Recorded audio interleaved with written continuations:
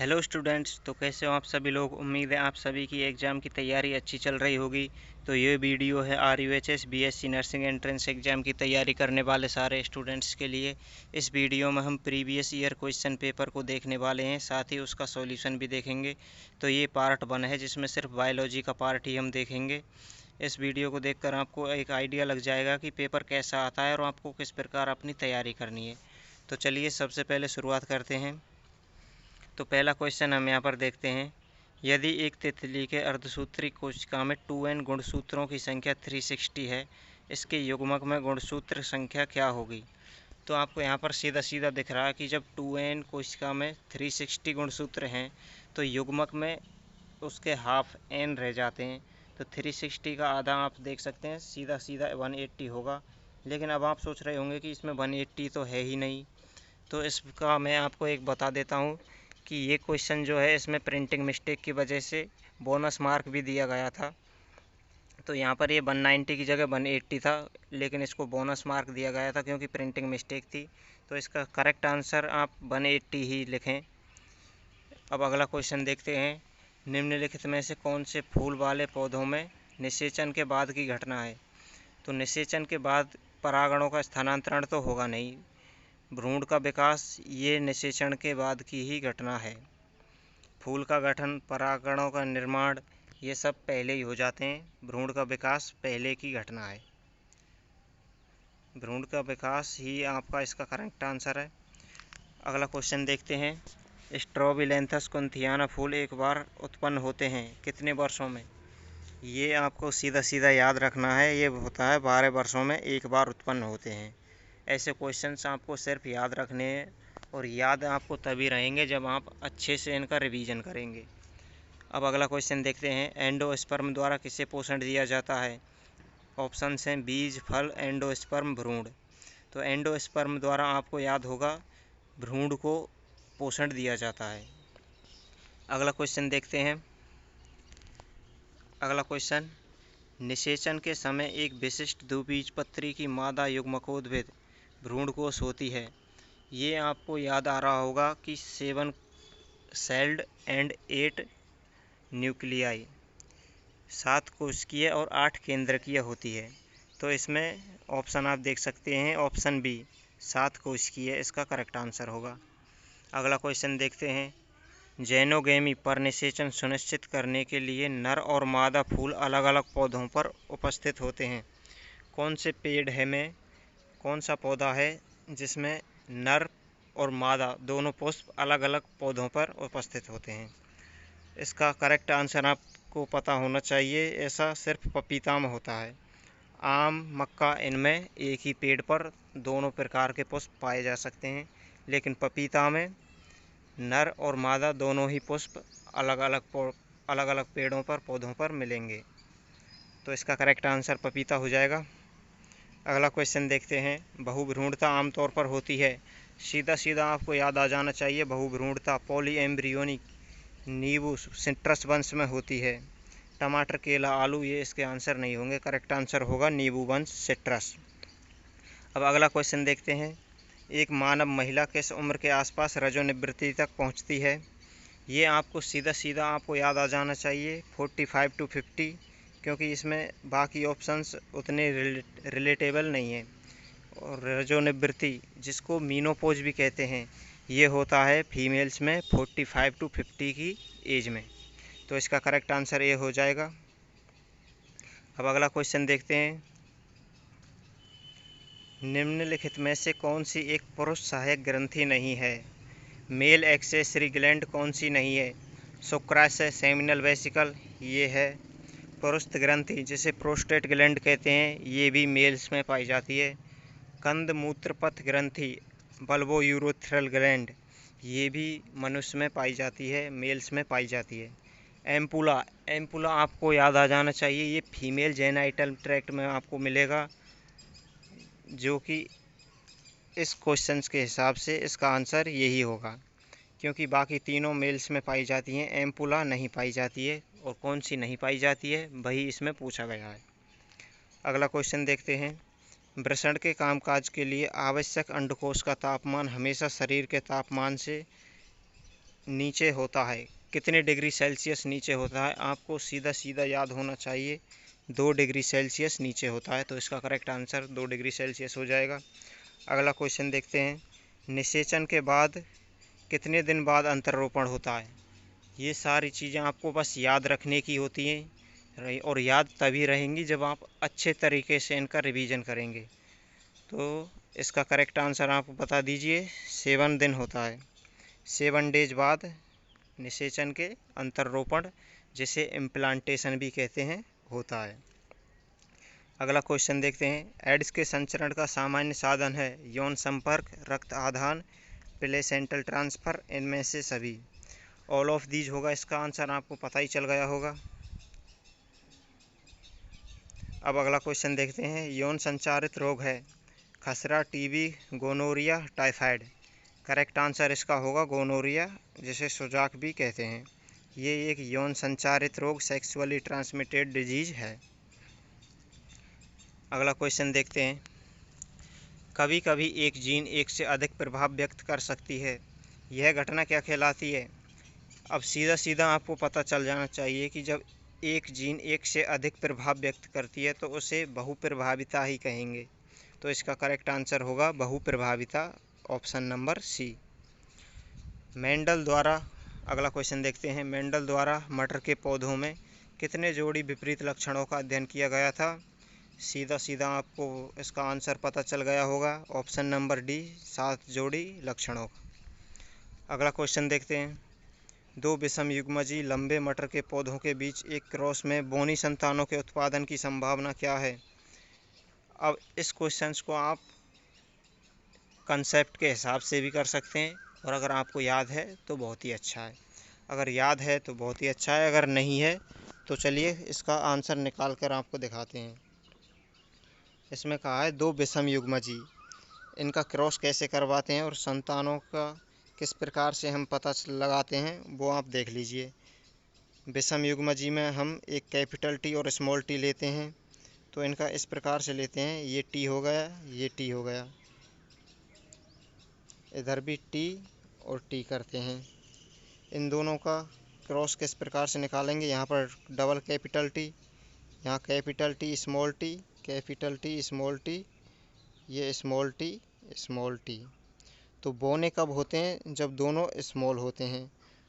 T का मतलब यहाँ पर टॉल है, तो ये समयुग्मजी लंबे, ये विषमयुग्मजी लंबे, और ये समयुग्मजी बोने पौधे होंगे। तो इसमें कितना परसेंट हो रहा है, 1 2 3 4, 4 में से 1 में मिल रहा है विषमयुग्मजी लंबे मटर के पौधों के बीच एक क्रॉस में। तो यहाँ पर आप देख सकते हैं बोनी संतान सिर्फ टी स्मॉल टी वाला है, 4 में से 1 है, तो 4 में से 1 होता है, उसको 25% बोलते हैं। आपको ये याद भी होना चाहिए और इसको निकालना भी आपको आना चाहिए। तो इसका करेक्ट आंसर ए हो जाएगा, 25%। अब अगला क्वेश्चन देखते हैं, एंटीराइनम श्वान पुष्प में फूलों के रंग का वंशानुक्रम एक उदाहरण है। बहुत ही अच्छा क्वेश्चन है ये क्वेश्चन, आपको सीधा याद रखना है। एंटीराइनम श्वान पुष्प, इसमें फूलों का रंग किस प्रकार के वंशानुक्रम का उदाहरण होगा, आपको याद आ जाना चाहिए। ये होता है अपूर्ण प्रभाविता, अपूर्ण प्रभाविता, करेक्ट आंसर है ए। अगला क्वेश्चन देखते हैं, ट्राइसोमी त्रिसूत्रता द्वारा दर्शाया गया है। ट्राइसोमी आप देख सकते हैं यहाँ पर ऑप्शंस को, 2n-1 ये नहीं होगा, 2n-2 ये भी नहीं होगा, 2n+2 ये भी नहीं होगा। करेक्ट आंसर होगा 2n+1।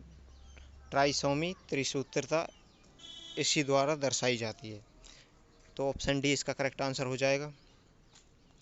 अगला क्वेश्चन देखते हैं, यदि एक डबल स्ट्रैंडेड डीएनए में 20% साइटोसिन है तो इसमें एडेनिन का प्रतिशत क्या होगा। बहुत ही अच्छा क्वेश्चन है, आपको पता होना चाहिए। डीएनए में 20% साइटोसिन दिया हुआ है, तो साइटोसिन के बराबर ही क्या होता है उसमें, ग्वानिन, और एडेनिन के बराबर ही उसमें होता है थाइमिन, क्योंकि ये एक दूसरे से बॉन्ड भी उसी प्रकार बनाते हैं। जब 20% साइटोसिन है तो 20% ही ग्वानिन हो जाएगा, टोटल 40%, बचा 60%। 60% में 30 एडेनिन और 30 थाइमिन।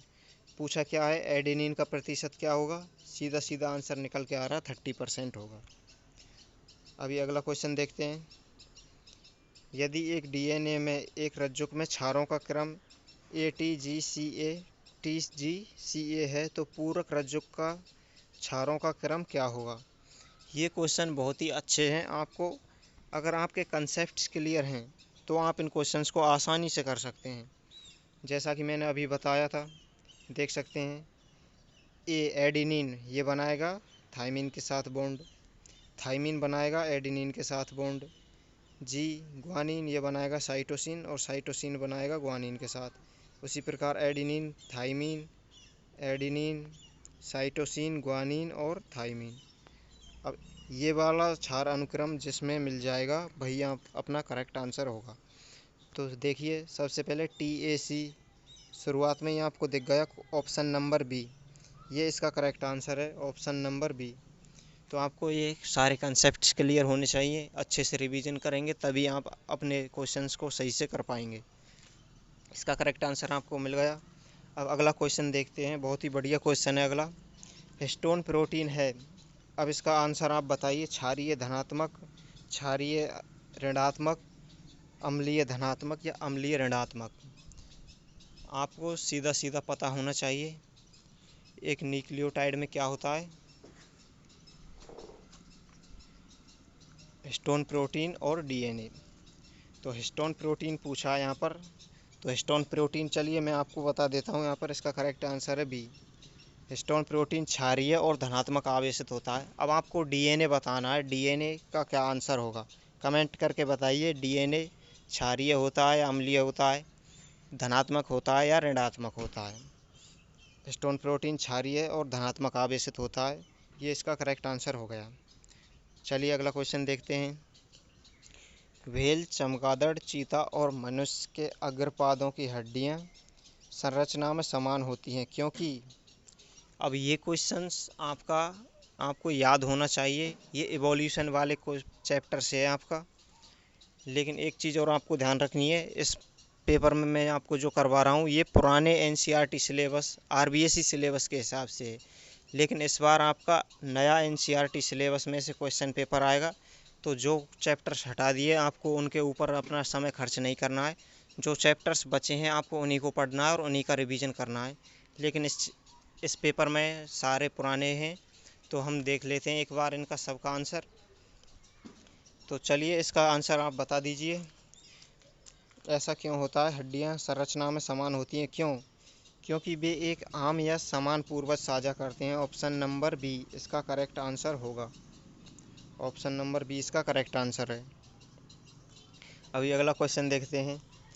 1 लाख से 40,000 साल पहले पूर्वी और मध्य एशिया में रहने वाले विलुप्त मानव ने अपने शरीर की रक्षा के लिए खाल का इस्तेमाल किया और मस्तिष्क की क्षमता 1400 सीसी थी। वे थे कौन से मानव थे वो? आपको पता होना चाहिए, ये भी आपका उसी चैप्टर से है क्वेश्चन। आपको ये सारी चीज़ें याद रखनी है, तो आपको सीधा सीधा याद आ गया होगा वो कौन से मानव थे। वो थे Neanderthal man, option number A इसका करेक्ट आंसर है। अभी अगला क्वेश्चन देखते हैं, बहुत ही बढ़िया क्वेश्चन है। तंबाकू का सेवन एड्रेनलिन और नॉर एड्रेनलिन के स्राव को प्रोत्साहित करने के लिए जाना जाता है, इसका कारण बनने वाला घटक हो सकता है? सीधा सीधा आपको पता होना चाहिए तंबाकू में कौन सा घटक होता है। तंबाकू में होता है निकोटीन, जो कि एड्रेनलिन और नॉन एड्रेनलिन के प्रोत्साहन, नॉन एड्रेनलिन और एड्रेनलिन के स्राव को प्रोत्साहित करने के लिए उत्तरदायी है। तो इसका करेक्ट आंसर आपको पता होना चाहिए, निकोटीन।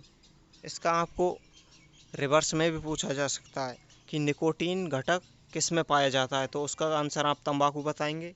और अगर तंबाकू पता है, अगर पूछा जाए कि तंबाकू में कौन सा घटक होता है, तो निकोटीन उसका करेक्ट आंसर होगा।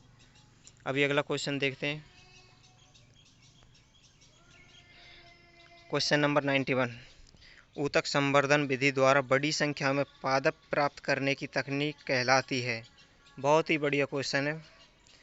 ऊतक संवर्धन, टिश्यू कल्चर, बता दीजिए इसका करेक्ट आंसर क्या होगा। इसका करेक्ट आंसर होगा सूक्ष्म प्रवर्धन। सूक्ष्म प्रवर्धन यानी कि micro propagation. Option number B इसका करेक्ट आंसर है। अगला क्वेश्चन देखते हैं। साइनोबैक्टीरिया का उपयोग जैव उर्वरक के रूप में किया जाता है क्योंकि वे प्रकाश संश्लेषक हैं, कहीं भी आसानी से बढ़ते हैं, परजीवी हैं, वायुमंडलीय नाइट्रोजन स्थिरीकरण करते हैं। करेक्ट आंसर आपको पता चल गया होगा, वायुमंडलीय नाइट्रोजन स्थिरीकरण करते हैं। ऑप्शन नंबर डी इसका करेक्ट आंसर है। अगला क्वेश्चन देखते हैं। GAATTC किस प्रतिबंध एंडोन्यूक्लियज का अभिज्ञान स्थान है। ये आपका बायोटेक्नोलॉजी वाले पार्ट से है। इसका आपको करेक्ट आंसर अब तक तो पता चल ही गया होगा। GAATTC किस प्रतिबंध एंडोन्यूक्लियज का विज्ञान स्थान। इसका करेक्ट आंसर है option number B, EcoR first. EcoR first इसका करेक्ट आंसर है। अगला क्वेश्चन देखते हैं। ग्रीन हाउस गैसें हैं, बहुत ही अच्छा और बहुत ही सरल क्वेश्चन है। ग्रीन हाउस गैसें हाइड्रोजन और ऑक्सीजन, ऑप्शन नंबर ए हो नहीं सकता। ऑक्सीजन और नाइट्रोजन, ऑप्शन नंबर बी भी नहीं है। हीलियम और आर्गन, ऑप्शन नंबर सी भी नहीं है। Option number D carbon dioxide और मीथेन, यही इसका करेक्ट आंसर है। यही है ग्रीन हाउस गैसें। तो ऑप्शन नंबर डी इसका करेक्ट आंसर हो गया। अगला क्वेश्चन देखते हैं।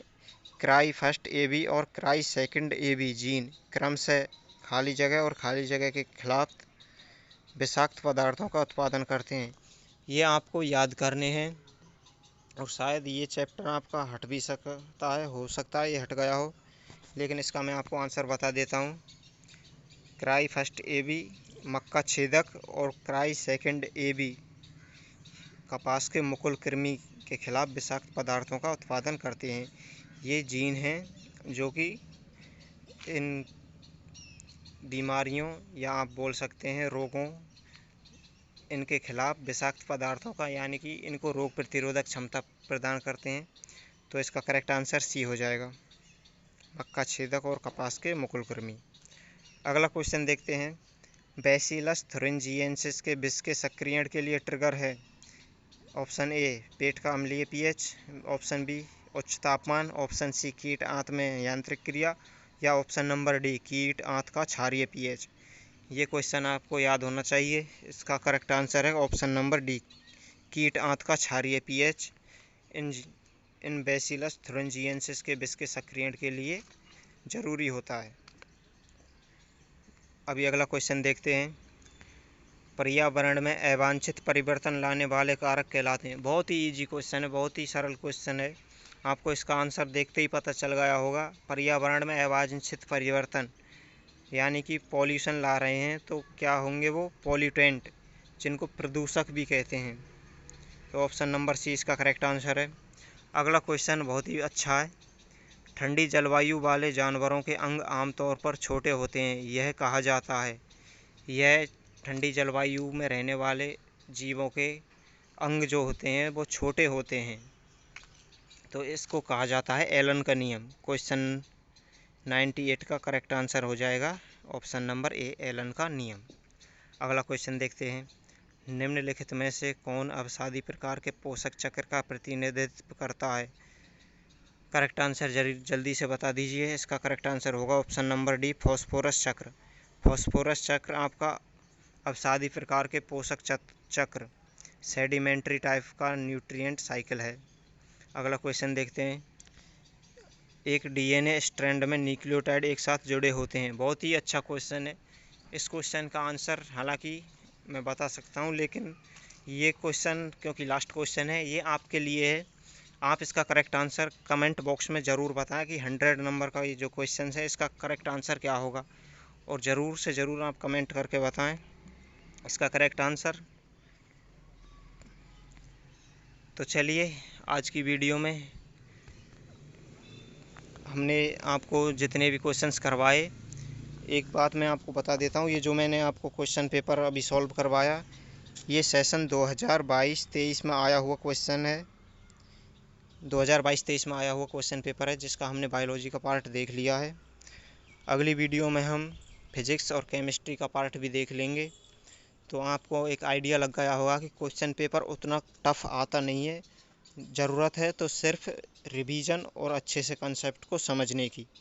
तो आप अपना रिवीजन जारी रखिए। क्वेश्चन पेपर आप आसानी से क्रैक कर सकते हैं अगर आपका रिवीजन और कंसेप्ट अच्छे से क्लियर है। तो चलिए आज की वीडियो में बस इतना ही, और वीडियो में हम फिज़िक्स और केमिस्ट्री का भी आपको क्वेश्चन पेपर सॉल्व करवा देंगे। तो आप अपनी तैयारी को जारी रखिए और एग्ज़ाम्स के लिए आप सभी को ऑल द बेस्ट। और अगर कोई भी आपका कोई डाउट है या क्वेश्चन है तो आप कमेंट बॉक्स में ज़रूर पूछें। तो चलिए आज के लिए जय श्री राम, राधे राधे, जय Shri Shyam. All the best for your upcoming exams.